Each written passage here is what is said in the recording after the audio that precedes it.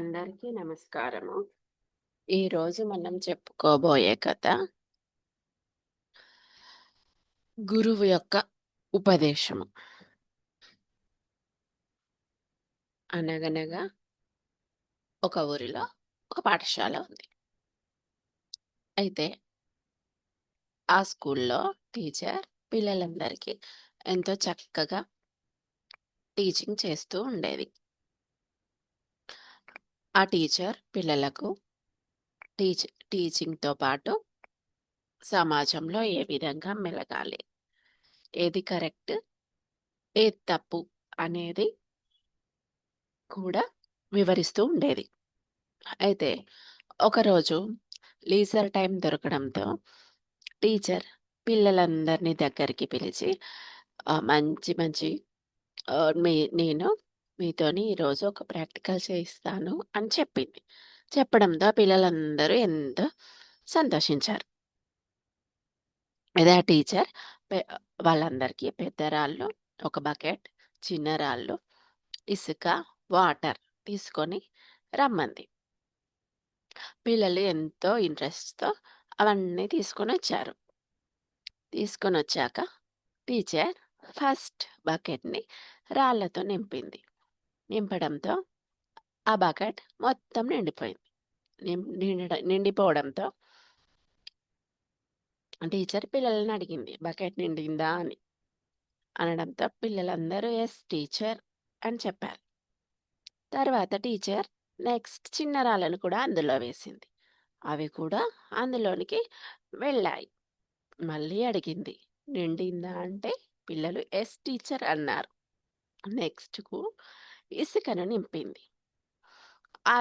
ఇసుక కూడా ఆ సందులోంచి జారి బకెట్‌లో ఫిల్ అయింది. అప్పుడు కూడా నిండిందా అంటే పిల్లలు "యెస్ టీచర్" అన్నారు. నెక్స్ట్ బకెట్‌ని ఫుల్‌గా వాటర్‌తో కూడా ఫిల్ చేసేసింది.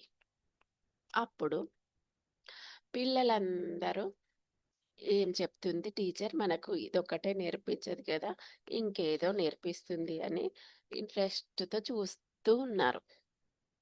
చూస్తూ ఉండడంతో టీచర్ పిల్లలకు ఈ విధంగా చెప్పింది.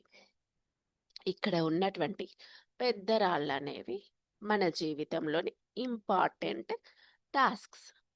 మనం ఫస్ట్ అవి కంప్లీట్ చేసుకుంటే మిగిలిన మన హ్యాబిట్స్, మనకు చిన్న చిన్న కోరికలు అవన్నీ తీర్చుకోవడానికి మనకు టైం లైఫ్‌లో దొరుకుతుంది.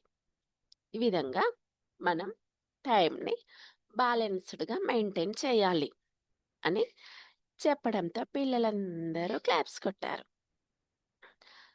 అదే విధంగా ఈ సేమ్ కథలో ఇంకొక విధంగా కూడా మనం అర్థం చేసుకోవచ్చు.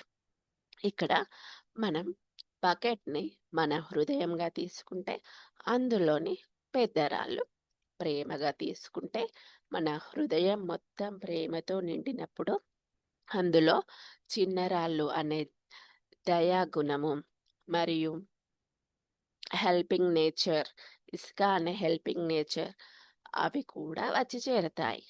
చేరడం వల్ల వాటర్ ఏ విధంగా అయితే అన్నింటిని సమతుల్యపరిచిందో, ఆ విధంగా మన జీవితం కూడా ఎంతో సమతుల్యంగా ఉంటుంది.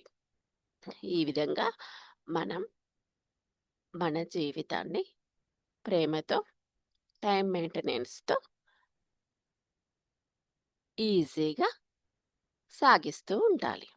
ఈ కథలోని నీతి ఏమిటంటే, మన జీవితంలో టైమ్ మెయింటెనెన్స్‌తో పాటు ప్రేమ కూడా పంచడం అనేది ముఖ్యము. Thank you one and all.